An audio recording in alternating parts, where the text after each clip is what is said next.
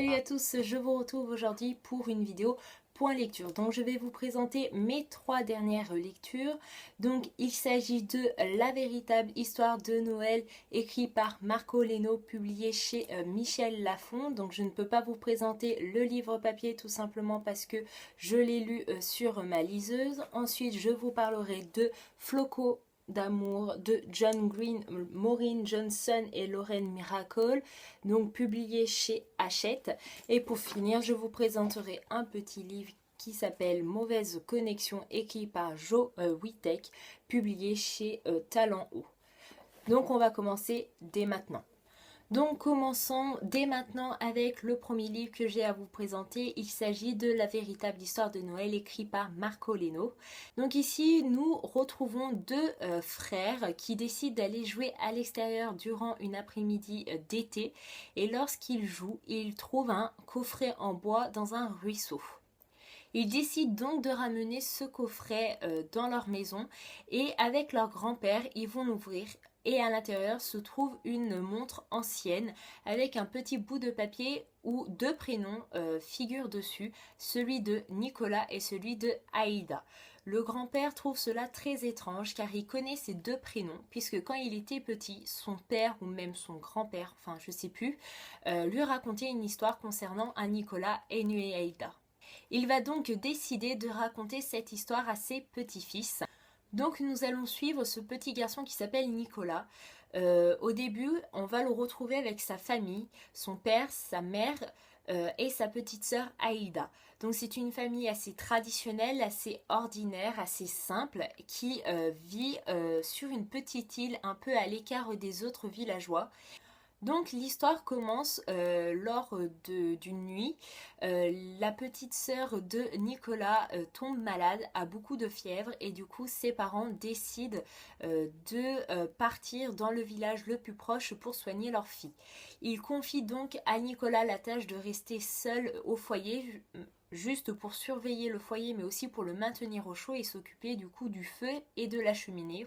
Cependant, on est loin de s'imaginer qu'en fait sa famille ne reviendra jamais, tout simplement parce que cette nuit-là, il y a une grosse tempête de neige, il fait beaucoup froid et du coup sa famille disparaît dans cette tempête.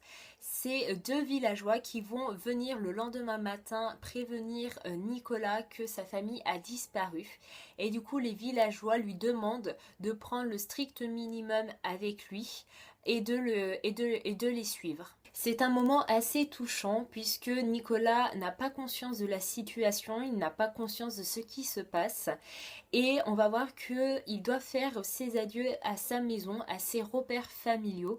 Du coup, les villageois vont ramener Nicolas dans le village le plus proche de chez lui. Donc ensuite, les villageois vont se réunir pour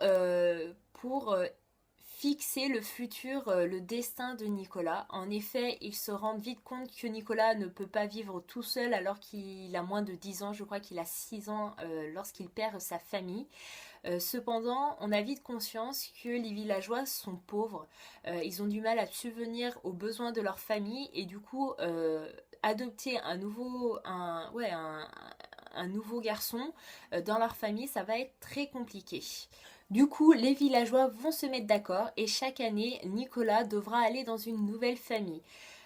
Donc chaque année, il va changer de famille et il va le faire le jour de Noël, le 25 décembre. Donc dès le début du roman, nous le suivons dans sa première famille d'accueil et on va voir que Nicolas est assez touchant car il n'a pas envie de s'attacher à ces personnes malgré qu'il en ait envie puisqu'il a peur d'être encore une fois abandonné et de souffrir à nouveau. Cependant, il va vite se rendre compte que c'est impossible pour un petit garçon de ne pas s'attacher à des personnes qui lui accordent de l'attention et du coup il va vouloir remercier cette famille et il va créer de lui-même avec du bois et le couteau de son père des jouets pour les enfants de cette famille. C'est donc à partir de ce moment-là que la magie de Noël, la tradition de Noël se crée puisque Nicolas décide que chaque année il va créer des jouets pour les enfants du village pour remercier du coup toutes ces familles qui vont accepter de l'accueillir.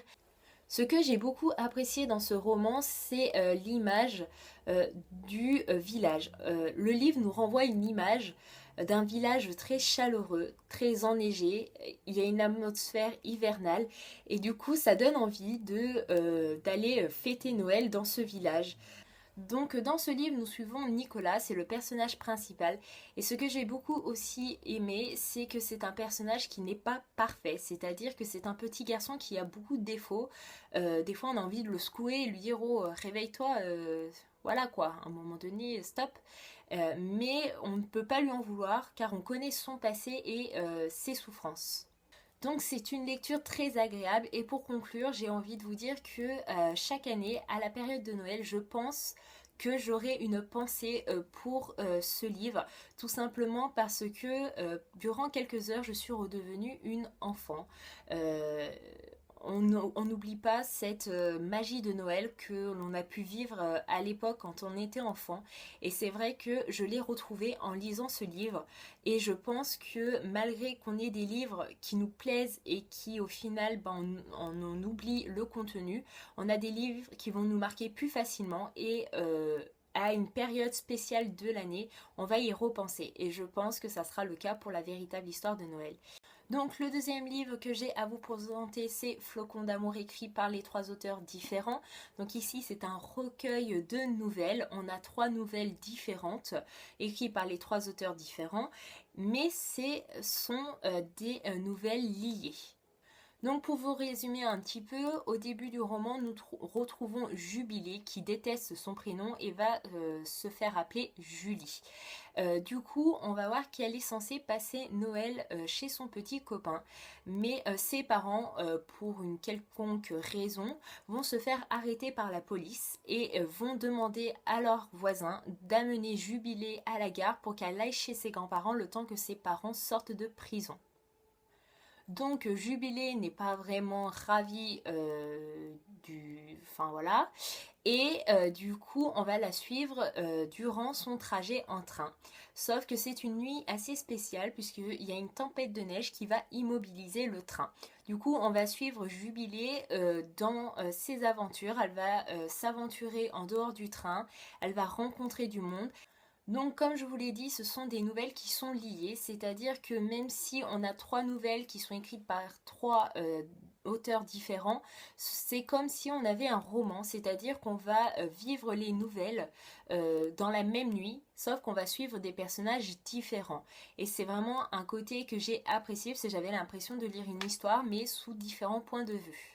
Ce que j'ai beaucoup apprécié, c'est que je l'ai lu début janvier et du coup c'est vraiment la bonne période pour lire ce roman puisque ça parle d'hiver, de neige, de tempête et de froid. Ensuite, je trouve que c'est un roman qui se lit très vite, tout simplement parce que le récit est écrit à la première personne du singulier et comme j'ai pu vous le dire dans une autre vidéo, je crois, mais le fait de lire une histoire avec le je rentre plus facilement dans l'histoire et j'ai tendance à me mettre à la place des personnages. Et du coup, ça me fascine encore plus. Ensuite, j'ai eu un coup de cœur pour un des personnages des nouvelles. Il s'agit de Hadi qui fait partie de la dernière nouvelle, donc écrite par Lorraine Miracle, je crois. Et du coup, j'ai eu un coup de cœur pour Adi, tout simplement parce que c'est une fille qui a conscience des erreurs qu'elle a pu faire durant l'année. Par exemple, voilà, elle a fait du mal à son petit ami et elle va essayer de changer son comportement, son attitude avec les autres, mais aussi avec elle-même. Et donc, pour conclure, j'ai passé un agréable moment durant ce livre. Malgré que j'ai eu un gros souci avec ce livre, il faut savoir que c'est un cadeau de Noël. Et donc pour ceux qui me suivent sur la page Facebook Les Lectures de Maïli, vous êtes au courant du souci que j'ai avec ce livre. Sinon pour les autres, ben, vous allez le savoir. C'est que j'ai eu un gros problème d'impression. C'est-à-dire que arrivé au 11e chapitre de la deuxième nouvelle, je me retrouve avec les 5 premiers chapitres de cette nouvelle-là. Et c'est un peu problématique. Donc voilà, je ne peux pas vous mentir. On est au chapitre 11, donc avec la page 192, il me semble. 191, pardon. Et quand je tourne la page, Donc à côté, j'ai la page 192. Voilà. Et à côté, j'ai la page 129. Donc sur le coup, je me suis dit, bon bah c'est pas grave, tu vas lire, tu vas passer à la 3e nouvelle, sauf que j'ai pas le premier chapitre de la 3e nouvelle. J'ai lu quand même la 3e nouvelle sans avoir le premier chapitre. Ça m'a pas vraiment dérangé puisqu'on arrive à deviner ce qui s'est passé dans le premier chapitre. Mais voilà, j'ai contacté l'éditeur. Pour l'instant, il s'est pas vraiment manifesté, donc je suis pas super contente. Mais j'ai passé quand même un agréable moment avec ce livre. Du coup, pour finir, ma dernière lecture, c'est Mauvaise connexion de Jovitek. Donc c'est un petit livre très court de 95 pages qui est écrit super gros. Donc je l'ai lu en 1 heure. Donc ici, nous suivons les mésaventures de Julie. Donc Julie est une fille de 14 ans et elle s'est disputée avec sa mère au propos de son avenir puisque Julie aimerait devenir mannequin et faire des photos, sauf que sa mère n'est pas vraiment d'accord sur le choix de sa fille. Donc suite à la dispute entre elle et sa mère, elle décide de s'inscrire un soir sur un chat sur internet et dès le premier soir un jeune homme va venir lui parler. Il va commencer à lui demander comment elle s'appelle, quel âge elle a. Donc là elle va mentir, elle va dire qu'elle a 16 ans puisque c'est un jeune homme qui a 20 ans ou 19 ans, je sais plus. Et elle va commencer à s'inventer un peu une vie et elle va raconter la dispute qu'elle a eue avec sa mère. Donc le garçon va lui demander une photo d'elle pour voir si elle est jolie ou non et pour l'encourager à faire ce dont elle a envie ou non. Et du coup, le jeune homme trouve Julie à son goût puisqu'il va lui dire qu'elle est très jolie et qu'elle ne devrait pas écouter sa mère. Donc au début, les échanges du jeune homme et de Julie sont simples, ils sont amicaux.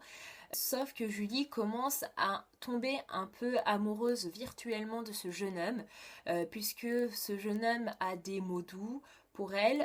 Du coup, elle retrouve le manque d'affection en discutant avec ce jeune homme.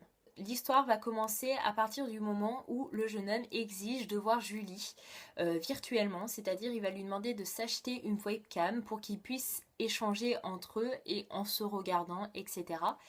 Et du coup, c'est à partir de ce moment-là que le jeune homme va exercer une pression sur la jeune fille. Et au final, elle tombe vite dans le piège du harcèlement moral et sexuel. Julie va faire des choses assez étranges.